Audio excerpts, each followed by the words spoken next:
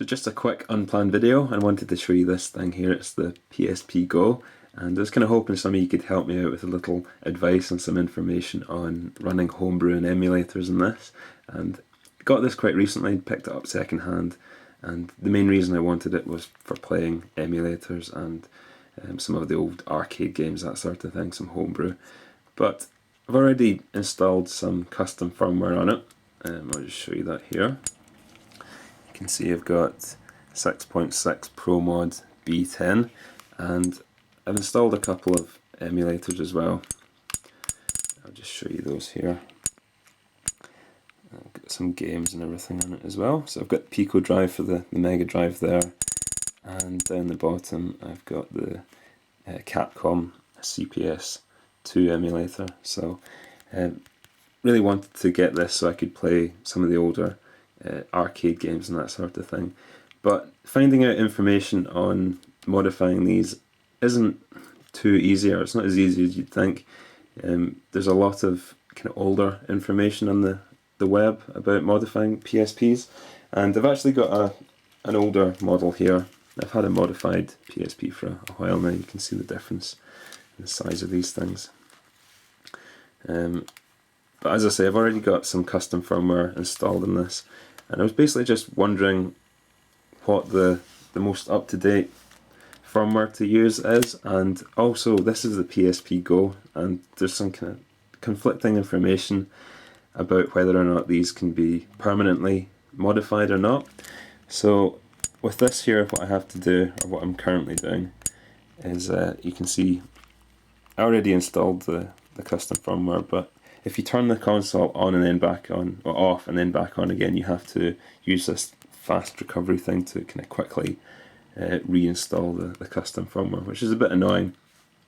But I've heard that you can downgrade these and then update them again with the custom firmware, and then you don't have to do that. But I'm not too sure if it's possible with this model. It's a 9C, and there's kind of older, kind of conflicting information on the web, so I'd quite like to get it permanently modified to play, well, just to run the custom firmware.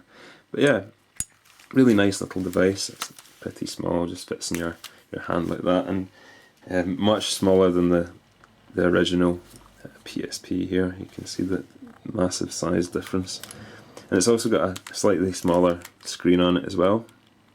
So the games, I think, look a little better on this one than they do on the older one. The other thing I didn't like about the old PSP was the refresh rate of the screen. So a lot of the time you get, I don't know if you can see that on camera, but there's quite a lot of ghosting when you're moving about on screen, which I didn't really like. What I'm going to end up doing is probably selling this one.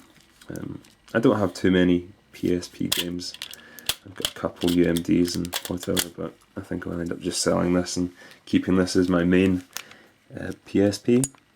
But yeah, what I'd really like to know is any recommendations for good, up-to-date emulators for, like, I suppose the Super Nintendo and the Mega Drive and Game Boy Advance, all those kind of systems, Neo Geo. But as I say, at the moment I've only really got the Pico Drive installed, and I'll show you some gameplay of these in a minute. And I've got the games that I've been playing for ages on the PSP. I've had games like, what have we got here? Burnout, that's a really good game, and Ridge Racer, obviously. All play great on this, the smaller kind of screen and everything, but I'd more like just to play emulators and Homebrew on this. So if anyone's got any advice, any good links to kind of up-to-date websites, let me know, because as I say, it is kind of confusing with all the different information that's out there. Yeah, what I'll do is I'll quickly show you some gameplay.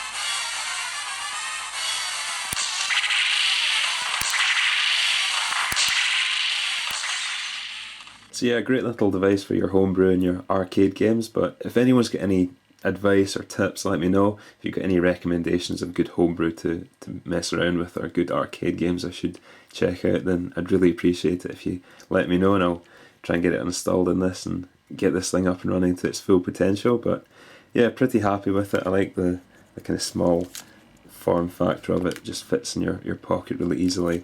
I also got a little case for this a while back in the sale, so just keep it in there, throw it in my pocket, my bag or whatever, and have all my arcade games and homebrew with me all the time, which is pretty cool. But yeah, thanks for watching, and I'll catch you again soon.